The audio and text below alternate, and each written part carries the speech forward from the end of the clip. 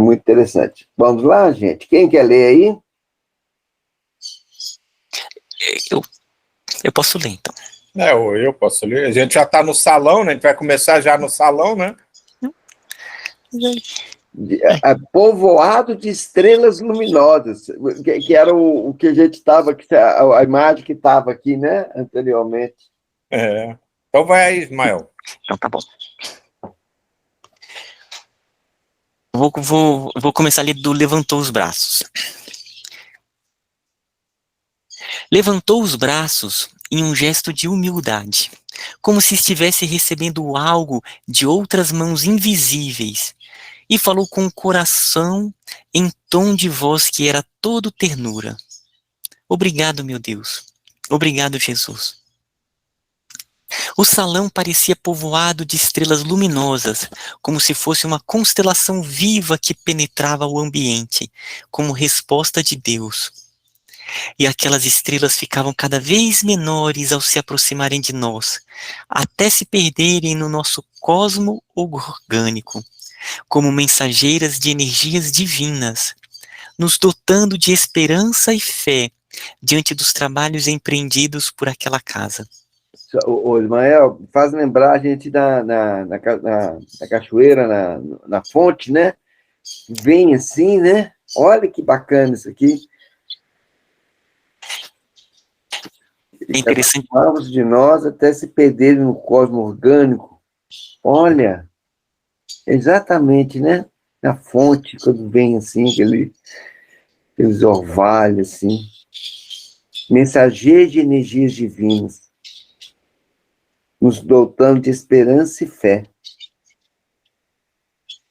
Olha, que parágrafo, marcar esse parágrafo aqui, que lindo.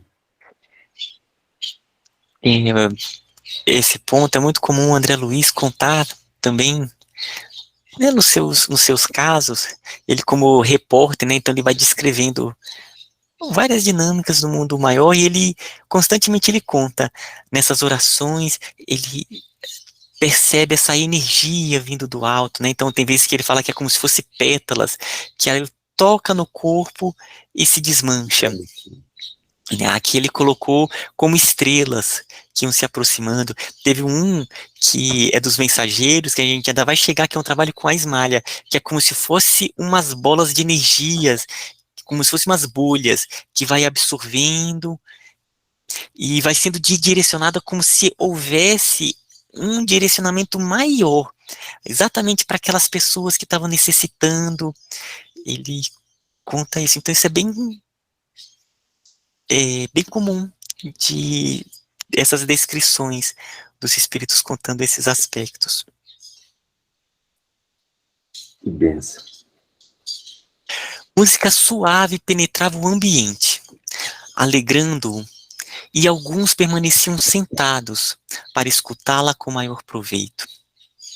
Saímos, e na portaria nos foram entregues, com gentileza, os acessórios da direção, onde se via, sem muito esforço da atenção, o posto 6 em realce. Era um mini posto encravado rente ao chão do mundo, operando em coisas urgentes, com capacidade de dar a primeira assistência e avisar ao posto central as condições dos recém-chegados, muitas vezes em estado grave. Já em plena viagem volitante, Miramês nos informou, depois de breve concentração: apressamo-nos. O posto 6 chama sem interrupção. Carecem lá de socorro urgente, pois estão emitindo pedidos de ajuda em várias frequências para que a assistência não demore. De longe, avistávamos uma luz avermelhada, girando na cúpula da construção simples, o que significava um chamado comum para espíritos que fossem passando com deveres em outras direções, mas que pudessem dispensar alguns momentos de atenção à caridade daquele posto de socorro.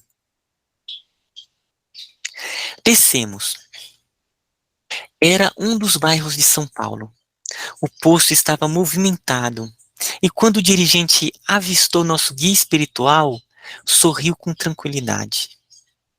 Apressamo-nos e imediatamente começamos o trabalho de assistência. Era um grande desastre que havia ocorrido na via férrea e muitas mãos espirituais estavam assistindo, de acordo com a capacidade de cada um. Naquele momento, muitos perderam a vida física no choque dos vagões. Outros estavam sendo socorridos às pressas, sendo levados para os hospitais mais próximos. Muitos, com ferimentos superficiais, iam para suas casas, para que os familiares não se preocupassem, pois as emissoras de rádio anunciavam o acidente com frequência, acrescentando a sua parte de sensacionalismo. Mulheres e crianças choravam, a multidão se aglomerava em torno das ferragens. Miramês aproximou-se de um dos assinalados para a desencarnação e, com habilidade, levou suas mãos aos despojos que estavam estendidos com outros da mesma sorte, apagando um pouco a consciência do espírito, já que ele estava aos gritos, em desespero desmensurado. Afastou-o do corpo físico com carinho e no-lo entregou, pedindo-nos para infundir nele, mesmo na inconsciência, pensamentos de coragem e de paciência, dando passes reconfortantes. Ismael, é,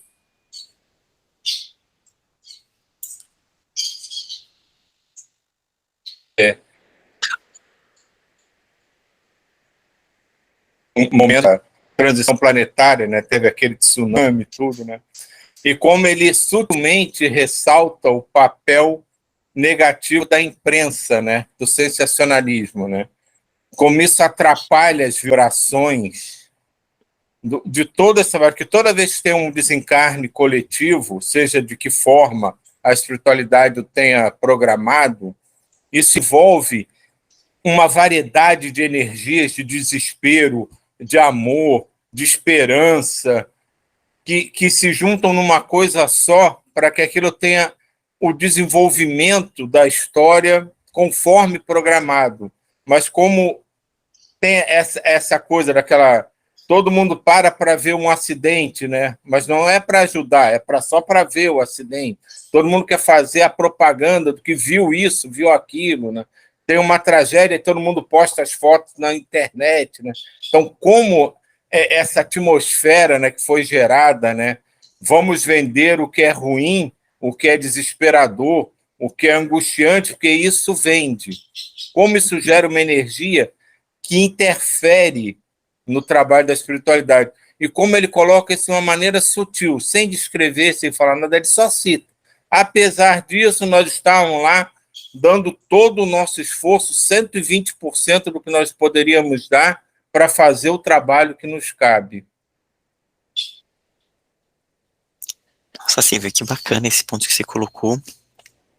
E aí, ressalta, né, compreendendo como isso dificulta esses trabalhos de assistência do mundo maior, o nosso papel de coparticipar no momento que a gente fica sabendo de algum desastre, algo que aconteceu, envolver e infundir ali vibrações amorosas, dando apoio a todo aquele trabalho que está acontecendo, né? Então a gente se torna conscientes de estar auxiliando, sempre quando a gente ficar sabendo de informações assim, quando a imprensa tá apresentando de uma forma sensacionalista, a gente procurar estar mantendo essa frequência alta, emitindo ali, mantendo esses campos mais fortes.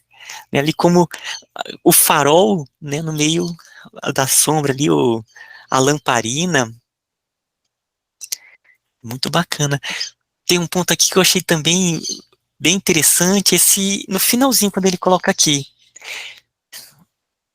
afastou do corpo físico com carinho, e não lhe entregou, pedindo para infundir nele, mesmo na inconsciência, pensamentos de coragem e paciência, dando passes reconfortantes. Então, isso para a gente a gente já conversou aqui muitas vezes que a inconsciência é um determinado nível ali que ele tá inconsciente, mas é multidimensional a consciência do espírito, né? Então envolver, e mesmo nessa inconsciência, entre aspas, aqui no plano físico, tá ali envolvendo pensamentos de coragem, de paciência, de resignação, né? Envolvendo com energias positivas para que ele consiga passar nessa transição, nesse desencarne, de uma maneira mais lúcida, de uma maneira mais harmônica.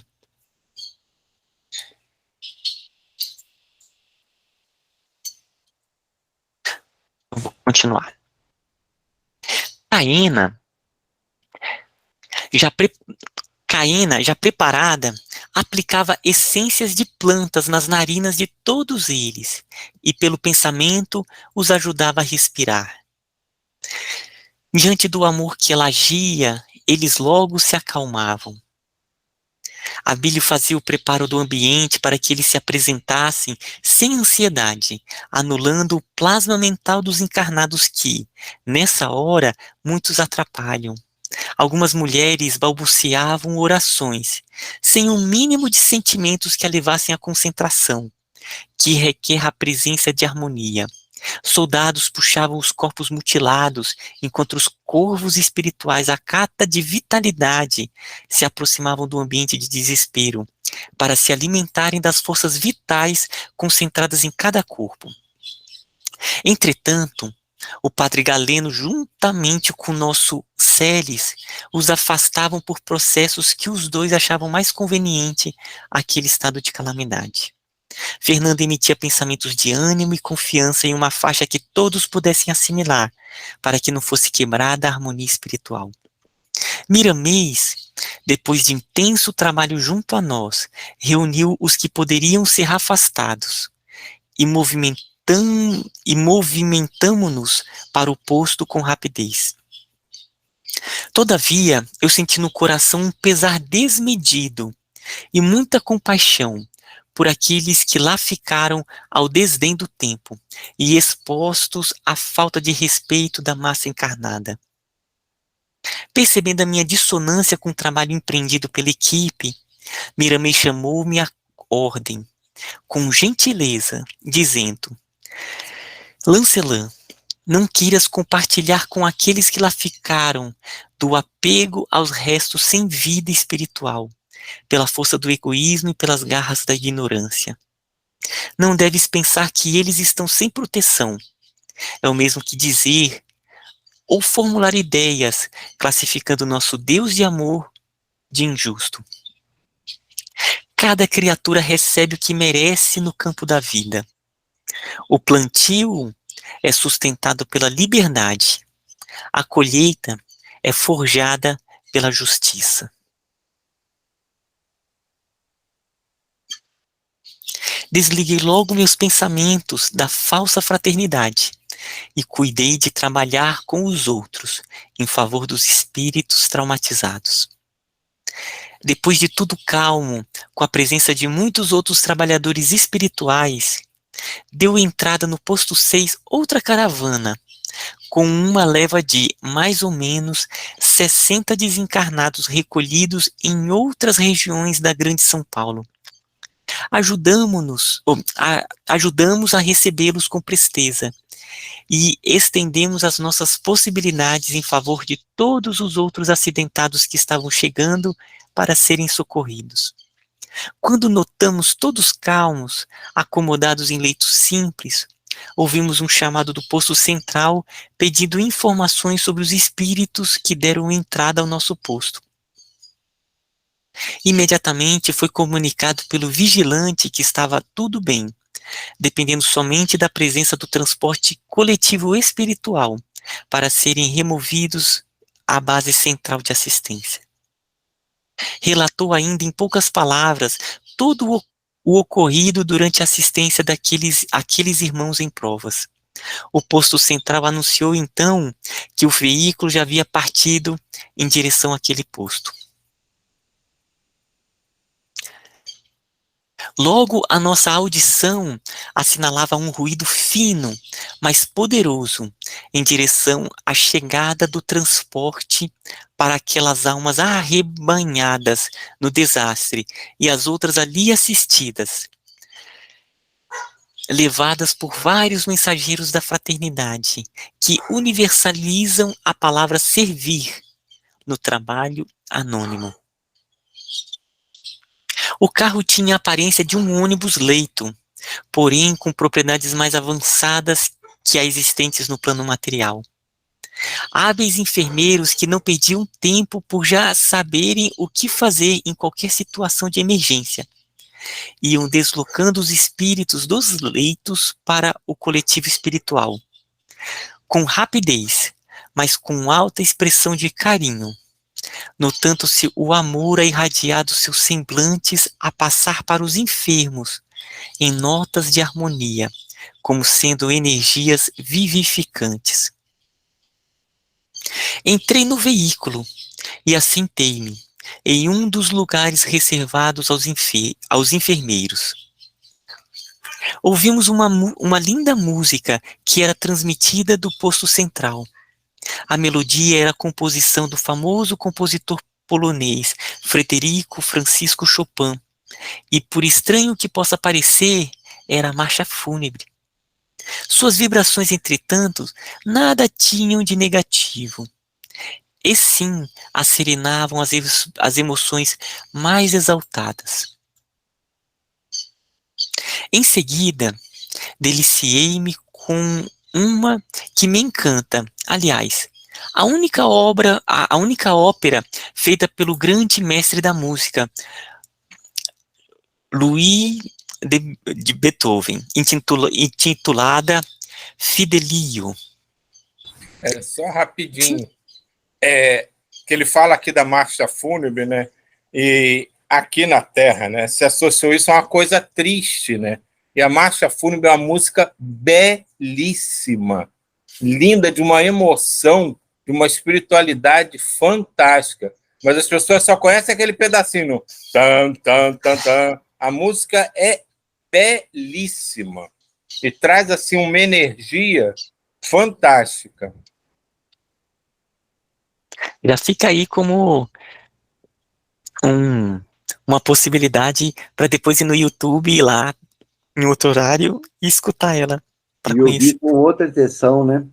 Porque, como conhecimento, vai limpando não só vai limpando, tirando a nossa ignorância, né?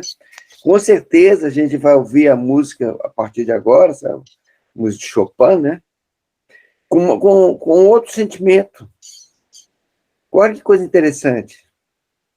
Porque realmente, para mim, é inacreditável. Né? E quando leu isso aqui, o Silvio chamou a atenção, porque realmente é uma música que toca a alma, né? Porque a gente lê fúnebre e já associa a morte, já associa a tristeza. É aquela coisa do a gente acha que, né? Mas esquece o que está escrito. Ouve não só com os ouvidos, com o coração, com cada célula, e se conecta com essa melodia. Você vai ver um expandir de uma vibração muito além de vida e de morte. Uma coisa muito mais de comunhão, como aqui, né? No momento de tanta necessidade de ajuda, ele toca a marcha fúnebre. E depois toca Beethoven. Né? Porque a sinfonia de Beethoven é uma coisa que toca a alma também. Quer dizer, olha como é que ele vai... Porque a música tem esse privilégio, né? Porque a energia, ela precisa... A onda precisa de onda para ela caminhar, né? Então a música é um grande condutor de energia, né? Agora, ela facilita a introspecção para a exteriorização, né, do sentimento, da alma. Bacana, Silvio, chamar a atenção. Eu confesso que vou ouvir com outro sentimento. Nos nossos trabalhos espirituais, na época que meu pai estava vivo, o mentor, ele incorporava em um dos médium antigo, trabalhava já com meu pai há muitas décadas, e ele, sempre no final, ele pedia pra gente terminar com uma música, que se chama Vá Pensiero, do Giuseppe Verdi.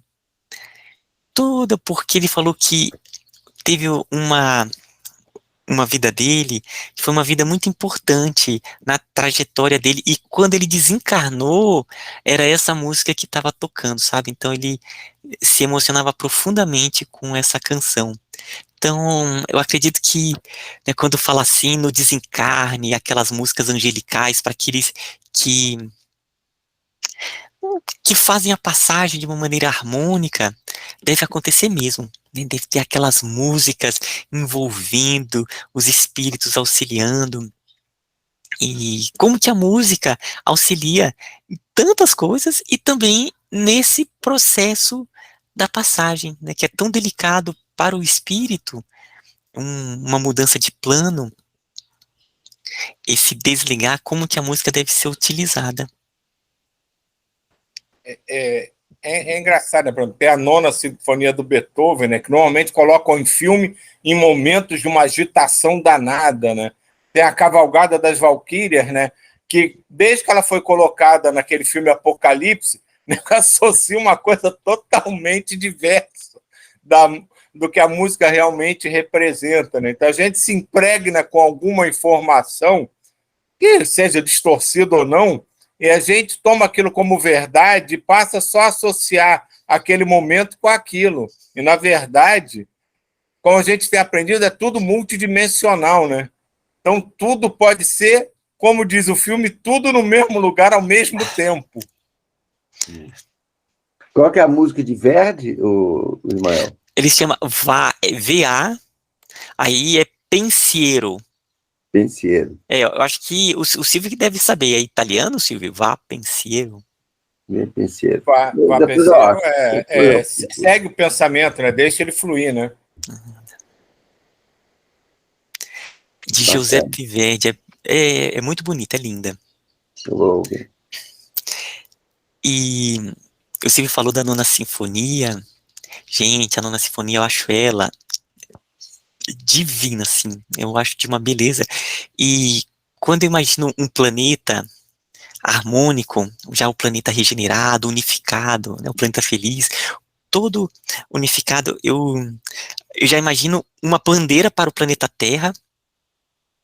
Temos a bandeira de cada país, de estado, e uma bandeira para o planeta Terra, e o hino que, na minha imaginação, eu mais considero assim que seria um hino para o planeta Terra, seria a Nona Sinfonia, a Ode à Alegria, porque, primeiro que a humanidade já assimilou, né, o Beethoven já se tornou um compositor totalmente universal, não é um alemão, ele é universal, e ele compôs já completamente surdo, já não escutava mais nada.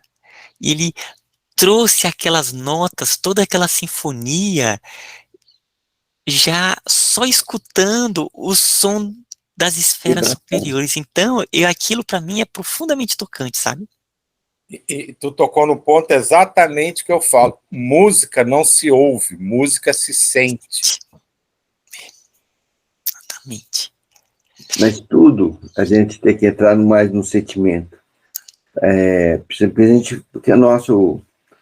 Vamos aqui agora para você ver, olha que quebra de paradigma, né, que está tendo aqui agora, a respeito da marcha fúnebre, né? Então, a gente tem que entrar no sentimento, sentir profundamente. É como se cada sentido, à medida que vai se tornando espiritual, esses sentidos, você vai olhar a natureza e não é contemplar com os olhos, é sentir a natureza, né? É escutar, é sentir o som, a energia. Então, começa cada vez mais a sutilizar. Isso é muito bacana. E quando você faz isso, você passa a começar a fazer parte daquilo. Exatamente. Se você sente a música em você, você começa a ser parte da música. Se você sente a natureza, você passa a fazer parte da natureza. Quando você só olha e contempla, na verdade não é nada. Como você ir no museu, olhar um quadro, é bonito, virar as costas e ir embora. Se você não se envolve, se você não se dissolve e passa a integrar aquilo, você ainda não começou a entender a natureza, a vida, a essência do porquê estar aqui, nada disso. E já deu tempo, vou colocar só